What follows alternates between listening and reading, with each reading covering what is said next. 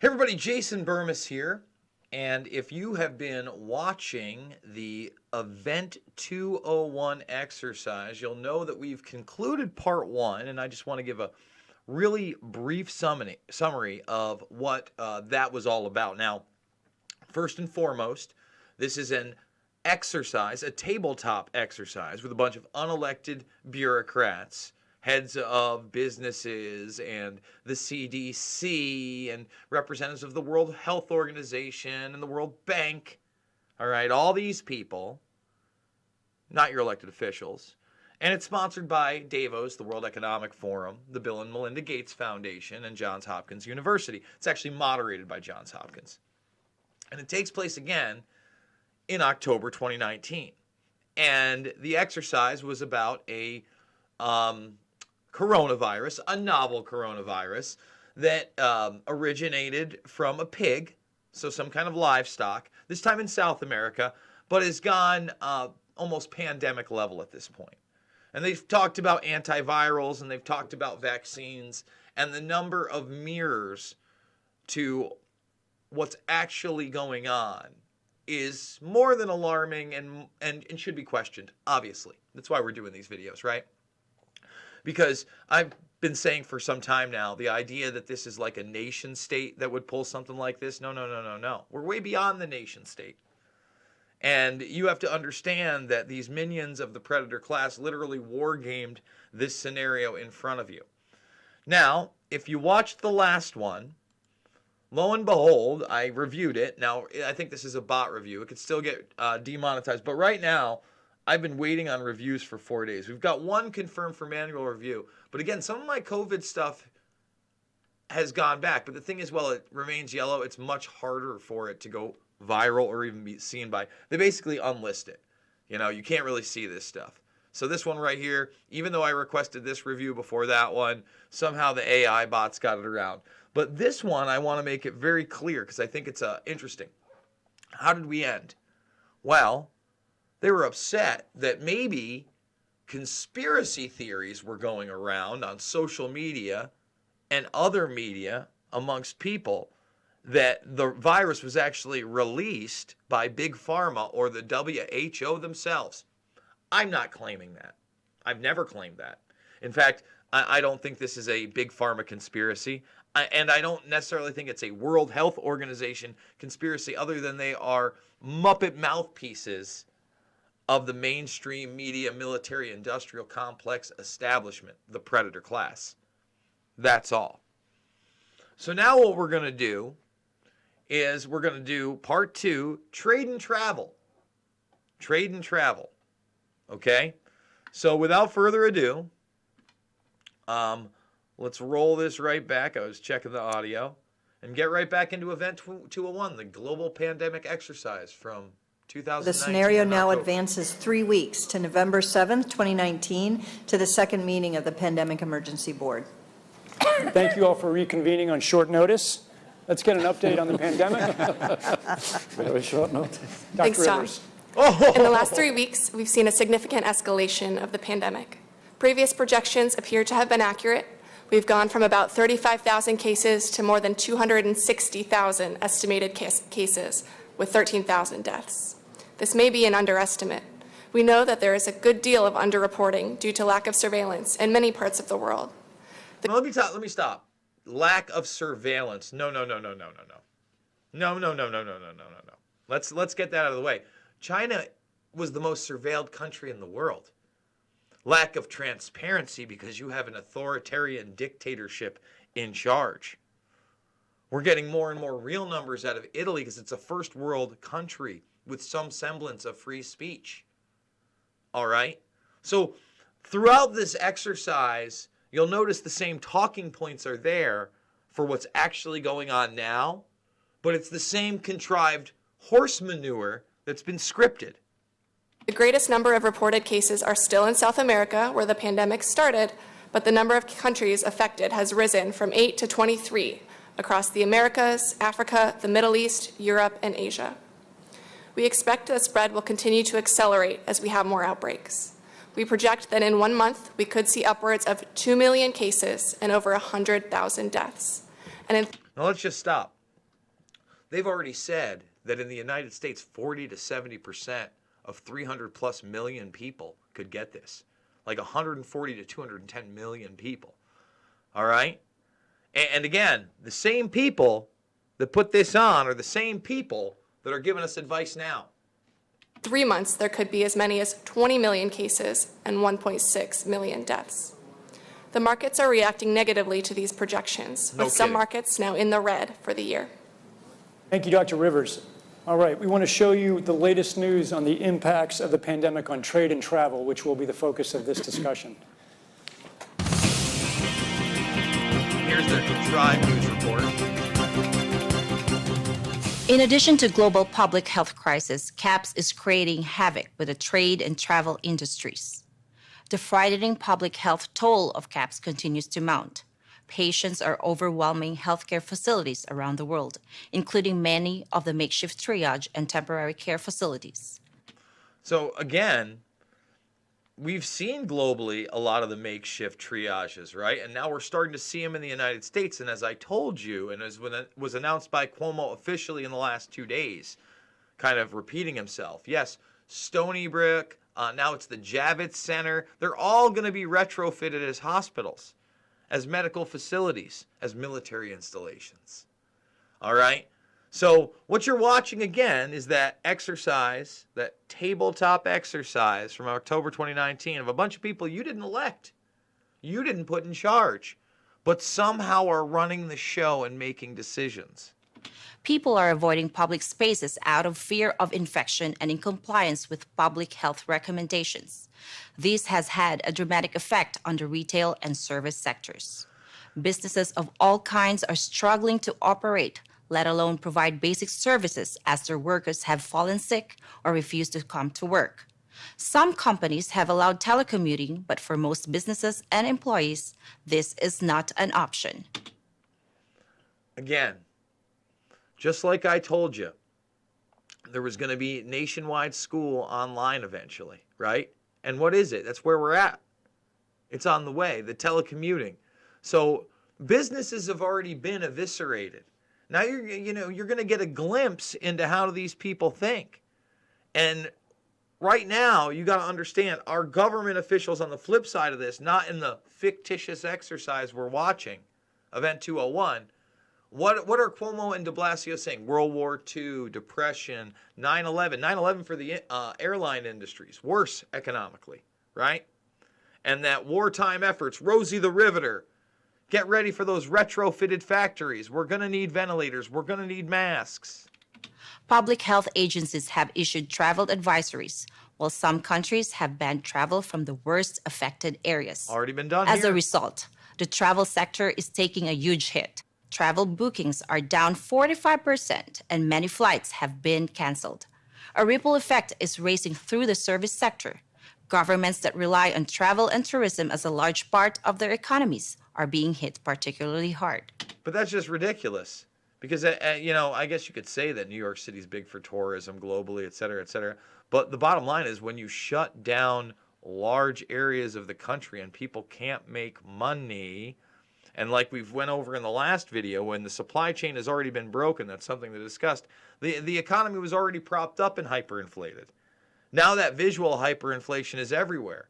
But again, at the end of the day, the people sitting up here, or those that they really represent behind the scenes, those people that really run the World Bank and the World Health Organization and all that, they're going to scoop it all up, baby.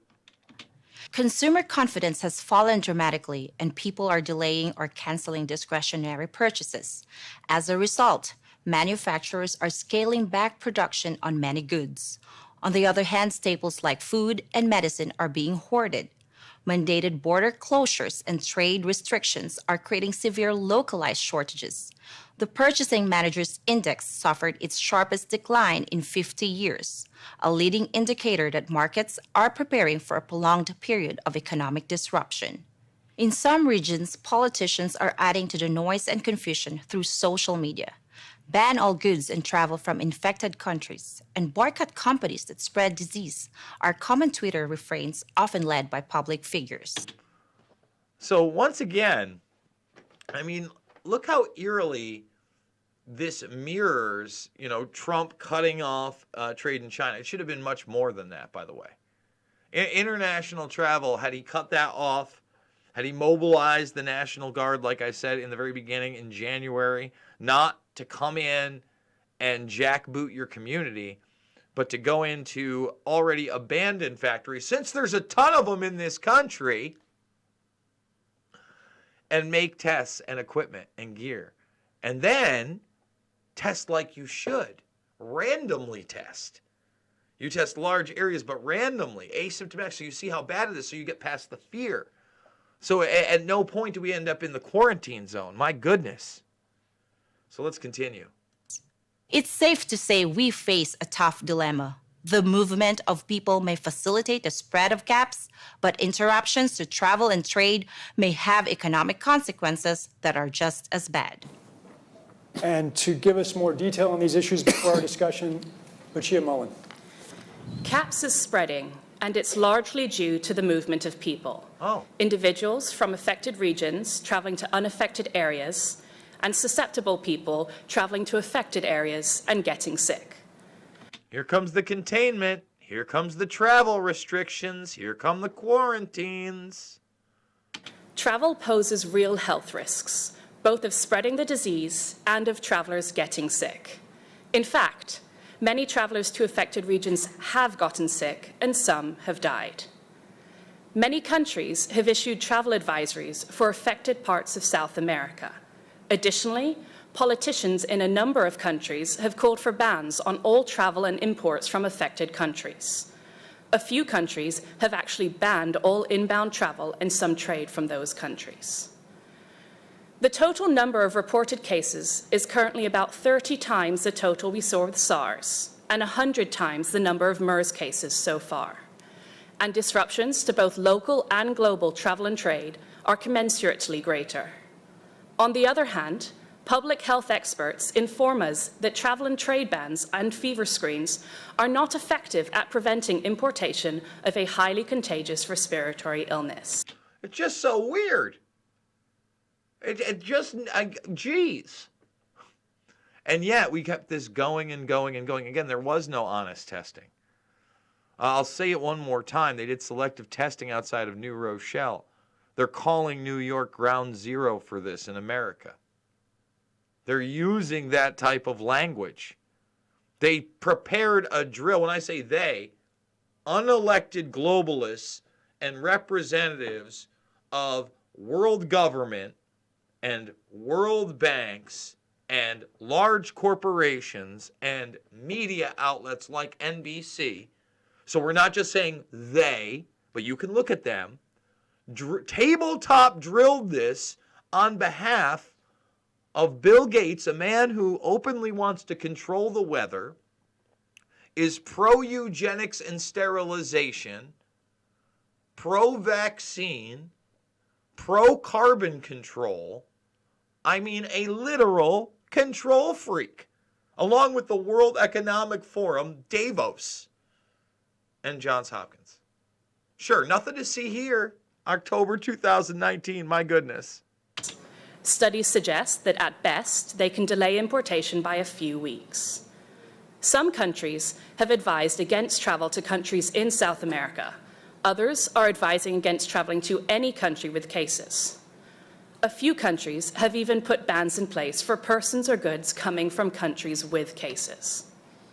These disruptions are beginning to have major economic consequences for the South American region and will soon have cascading effects globally.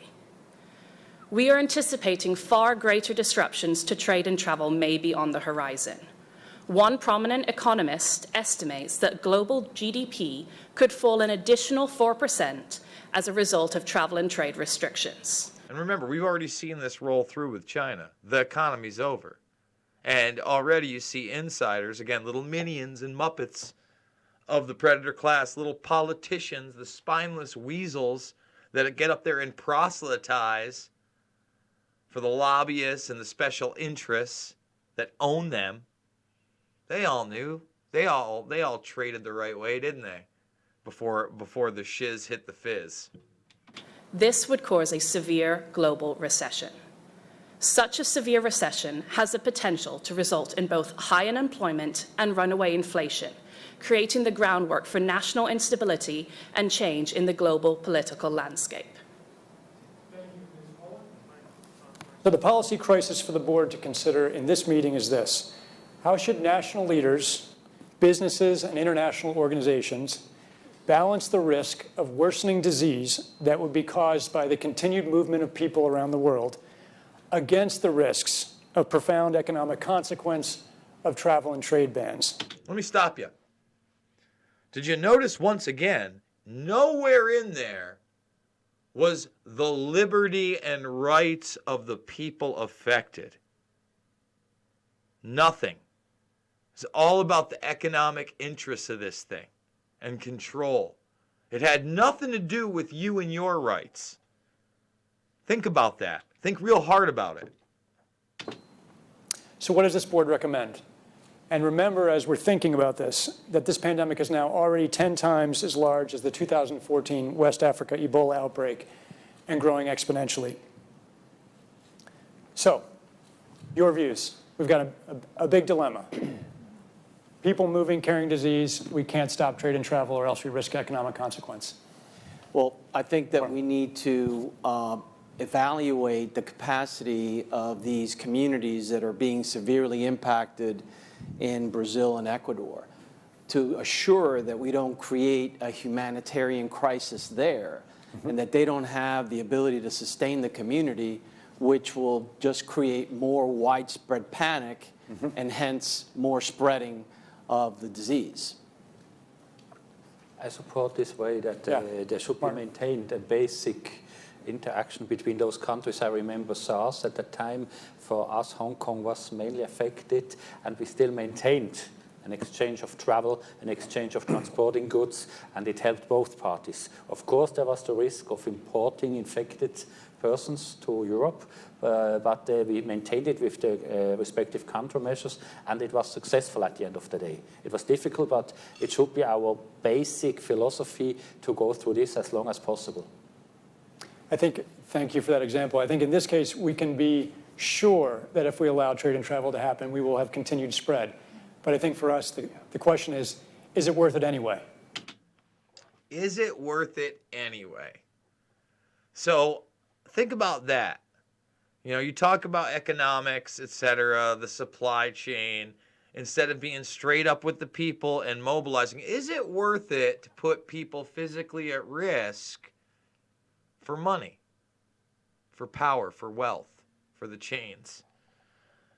And you gotta again realize this is how these people think. People are going to spread the disease, but we have to keep trade and travel going in the world despite that. That's the question, or one of the questions. Steve? I think that this is a complex question, but I think there is an analytic approach to this that would provide an answer, which is what benefit is there from those interventions that you could implement, and is there any at all? And if there's not, at least from an analytic standpoint, it's a pretty clear-cut decision as to what should be done. That doesn't make the decision, but it needs to be a part of the decision-making process. And could you imagine conditions in which, for example, CDC would withdraw travel advisories? If you knew that they were contributing to travel and trade chaos? I could give an example from H1N1 where we had a time-limited advisory against travel to affected areas in Mexico, and after a short period of time, it became clear that if you live in the United States, your risk of getting disease is greater in the United States than it would be from a person traveling from Mexico. So that is actually a very helpful kind of analysis, just to make sure that it's not just pure harm. Chris and Jane? Yeah, I think we have to avoid thinking of whether this is a binary decision of whether there should be trade or travel or not. I think there has to be informed travel. I think having advisories that let people know about what, if they are going to travel, what they need to do to stay safe, and that has to incorporate some of the things we talked about in the last meeting about what's the likely availability of personal protection equipment or treatment should they fall ill while they're traveling. So just so everybody knows, this is like a little minion of the Bill and Melinda Gates Foundation here, talking about your travel. And just like right now, they're easing you into it. They're talking to you like children. They're making coy business decisions on behalf of their masters. And in trade, we have to understand, again, how do we protect the people who are involved in keeping the global infrastructure of trade and logistics going? We need that. Let's protect the predator class. Did you hear him? How do we protect those people? Again, I'll fold on the whole. This isn't a contrived event. First member of the predator class billionaire dies of this novel coronavirus. Not the fake novel coronavirus that they drilled in October 2019. Not that one. The real one. Infrastructure to move healthcare workers, to move healthcare commodities. We shouldn't take blunt instruments. We should actually protect the people engaged in making the international trading system work and inform people who are going to travel with or without a ban, and make sure they're making informed decisions rather than saying travel yes or no. Okay, Jane? I was going to make a very similar point, so let me make a slightly different one, but I agree with everything that Chris has said. We know that if you try and put a border between peoples who actually have reason to travel, they will go around you. And we also know that people will then hide issues around disease. So the question about how you give people the best information so they can protect themselves. And in Australia's case, in theory, we could close our borders, but let's be completely clear. We probably have enough fuel supplies to last us maybe a month. So in a practical sense, very, very often, there's not a lot you can do but to keep trade and travel going. But exactly as Chris says, it has to be done in a nuanced way. And for those of us who travelled through Asia during SARS, I was one of those people. Being informed about what I needed to do to protect myself was a really important part of how we handled that. Thank you. So let's talk about that for a second. The idea that especially energy markets would have to be widely affected by this in a supply sense, I think is a misnomer. I think it's false. It's a red herring. Oh no, I'm not. Come on, Australia is going to be able to get gas, all right, unless there's some kind of sanctions held about them. Because once again, the infrastructure is going to be there. I've already shown you the paperwork for instance, in the United States for the railway workers. All right. Just like there's going to be shipping, just like there's going to be docks, just like there's going to be truckers, just like Minnesota and Vermont made grocery store workers emergency workers. All right. A lot of infrastructure is still going to be here. Thank you, Tim. So, yeah, I think in the same vein, the last two comments. First is I think the International Health Regulations Committee, Emergency Committee, should be issuing rational advice on how to best protect oneself, recognizing that this is already out of the bottle, but there may be ways in which certain constituencies can protect themselves, and those should be issued as guidance to manage unnecessary spread or prevent unnecessary risks. World Secondly, Bank minion here.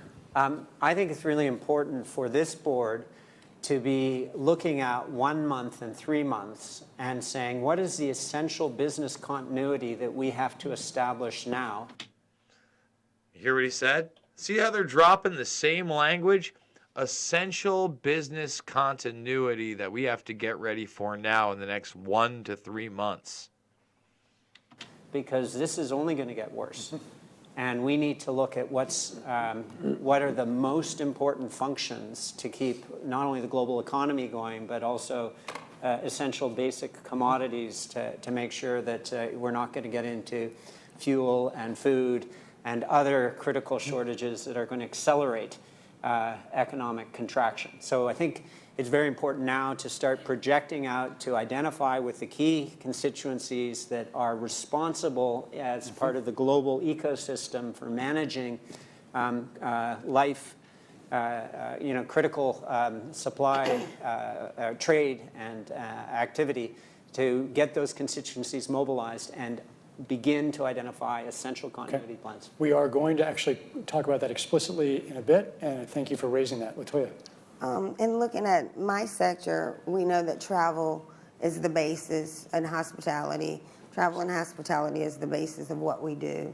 And limiting bans putting potential bans in, that has a wide economic effect.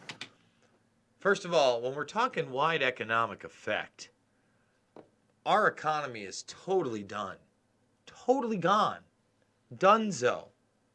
The global economy has now taken hits like you cannot imagine. There is no more print enough money in the United States.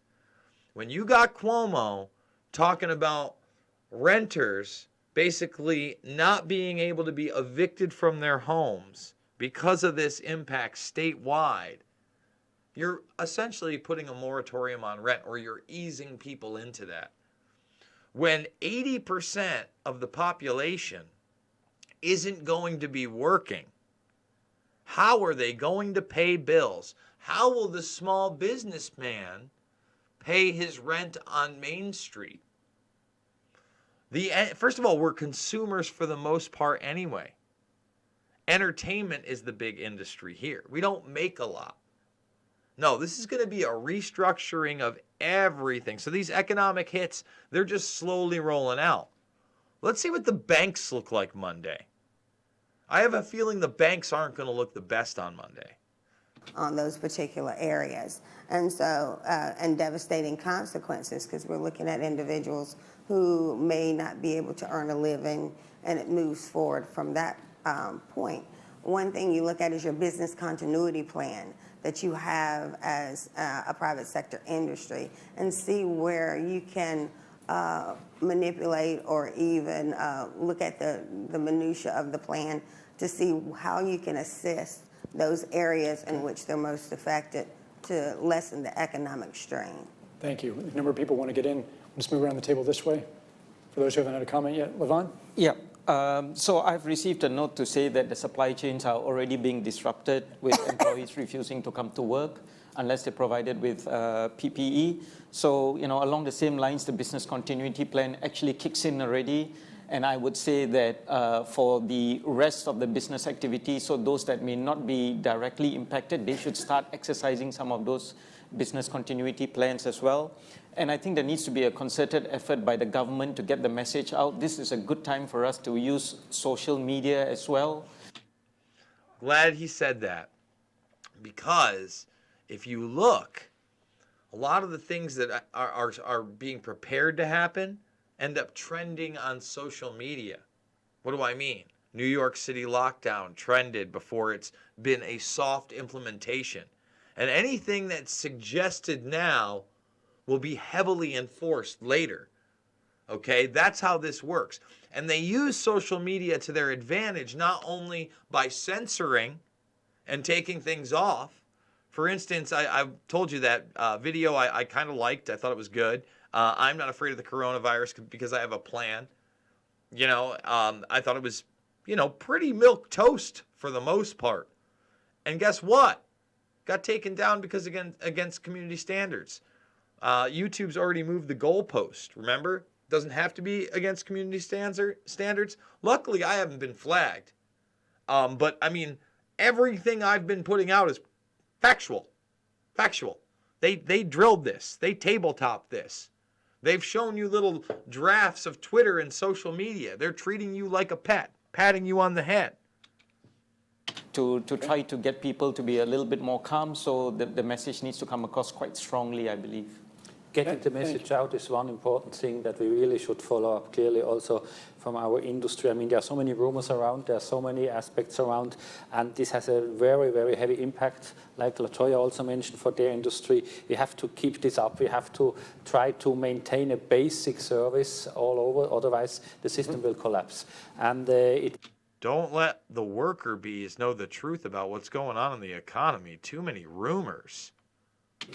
At the moment, it really faces on rumors and on aspects that are a fact that we transport affected passengers. Yes, that's a fact. We cannot neglect this, but we should deal with this somehow, and still travel and maintaining the system is partial and crucial, that we can have any efforts also with the outlook to the future, to the next months. And travel advisories are also impacting reporters who aren't able to get to the impacted areas. So Let's stop that. Reporters that can't get to the impacted areas. What were some of the first alarms I sounded about the actual coronavirus, not the novel coronavirus that was drilled here in October of 2019, but the actual one over in China. Well, the fact that you don't have a free press, the fact that the internet was censored, that we only saw small leaks, and right now, am I going to be able to just walk the streets and film? I'm not. I don't work for NBC. I don't work for CNN. I don't work for Fox News. So the limited information and the fact, that these bastards up here that are speaking on behalf of globalism is like, well, the press's speech and, like we're worried about them and their movement. Well, it is a real worry. It's a worry to me that you're restricting my movement and my ability to report, and that YouTube itself and social media is being used as a tool to censor voices like mine and not NBC's. The right information is not being disseminated. A lot of the information that is going out to the public is through social media. So as we put out those travel advisories, there's a real need to make sure that the newsrooms have the right information to know when their news reporters are going to be safe, and how can we get the right information disseminated rather than hearsay on social media. I'm so glad they're worried about the news reporters being safe. That's the first time I've heard about, someone being safe, of a human being. My goodness. And I saw in the chat, I'm going to quickly address this. Jason, what is your plan? Anybody that's been watching this knows. I live in a house. I have a back building. I have a small yard. I am with my family. I have my sister here. I have her 2 kids. I love them very much. We live together. We now have 6 months of food and supplies. And I hope and pray that there's some kind of normalcy after this. I can't tell you what the future is, but anybody that thinks that I'm Bruce Willis and I'm somehow going to lead a Mel Gibson style movie esque uprising is incorrect. I'm sorry. And anybody that wants to call me like soft or blah blah blah, listen, I'm not trained in hand-to-hand combat. All right. I'm not going to be able to shoot 4 guys before they shoot me. I'm not in La La Land. All right. I know what my greatest tool is, and it's this bad boy. It's my mouth. It's relating to people. It's showing them information. So I'm going to continue to do that. And believe me, I am in an uproar. I am not happy about what's happening to us. I'm not happy that they drilled this. And when I say they, let's name them again. Let's make the names. World Economic Forum Davos, Bill and Melinda Gates Foundation, Johns Hopkins, drilling, basically a coronavirus pandemic and the overt control of minions of the predator class via world government, the World Health Organization, via the CDC, via the military, via the media, via big business, via the banks. That's who this is. Okay, so let's continue on. Thank you. I think to Tim's point about short and midterm planning, a stakeholder community that needs to be engaged is the technology and telecommunications industries. More remote work could be a possible help in this instance. Technology can be the platform, but in an increasingly mobile-dependent world, we need to make certain that the telecommunication system can hold up to increased demand and pressure. Yep. Okay. And I think we're concerned that the varying travel policies are going to allow corporations to apply inconsistently what those policies are, and it's just going to continue to aggravate. You mean national policies? Yes. Okay. So an international approach would be highly desirable for companies that are moving goods. Avril? Yeah, so I would absolutely agree with the comments that were made by Chris and Jane and Tim in terms of how we would think about this moving forward. I think the other things that I would just add into that is that it seems to me that travel bans, one of the concerns with that is also in relation to not just the economic consequences, but your ability to actually respond effectively to the health issue to begin with. So that clearly has to be a factor that should be addressed in the context of analyzing what the right balance is. In addition, I understand my staff has told me that there's concern from the State Department and the White House about instability that would be essentially breaking out potentially in South and Central America as a consequence of this. And that's obviously another issue that we would want to factor into what would be the right balance for travel. And remember, this woman is a former member of the National Security Council, someone who's never been elected to anything, and someone who more than likely works for a lobbyist group or an NGO or a privatized intelligence agency at this point. But the final thing I'd just say is that in the United States, certainly we have experienced in the past political pressure to basically stop travel when there's panic in the country. And one thing that I think we learned from the Ebola crisis in particular was that stepping out early, communicating as effectively as possible with the public about what it is that you're doing, what informed travel should and should not be, and so on, and but also having a policy and establishing that policy early so that states and others can understand this is how we're supposed to be sort of communicating and working with the federal policy on travel on these issues. And I think internationally you might have a similar scenario in which the World Health Organization, UN, and others are saying this is what we believe to be the best practices for travel. That can be very helpful in trying to manage what the sort of public panic might be in that. So you would advise a common international approach to this to the extent that that's possible, as opposed to country by country? Coordinated is what I'd say. Coordinated, okay. Let's just stop it right there. This is going to be a good break point. And we're going to do a second video in this second part that's trade and travel. What have they been suggesting again and again and again? Global bodies being in charge, unelected global bodies that are representatives of the predator class, that are people in charge of media, banks, the United Nations, security councils, etc. Not you and me. Not the common folk. All right? So, guys, here's the deal. I'm going to be back with the second half of this probably tomorrow. Thank you for burning the midnight oil with me. I'm going to put this in there. If you guys can support my GoFundMe, I really appreciate it. Who knows where the economy is going to be in 1-2 weeks and how viable it is. But for now, I still got a bank account. I'm still able to buy goods and services. I'm continuing to protect my family. I don't think a lot of us are going to be paying rent next month, but it's going to be nice to have that in the bank, hopefully, right? Depending. If you don't have a plan, if you don't know what's actually going on, you should actually go check out my documentary films, especially Invisible Empire and Shade the Motion Picture. We did the Shade Watch Along yesterday. They're free on my channel. Go to the documentaries playlist.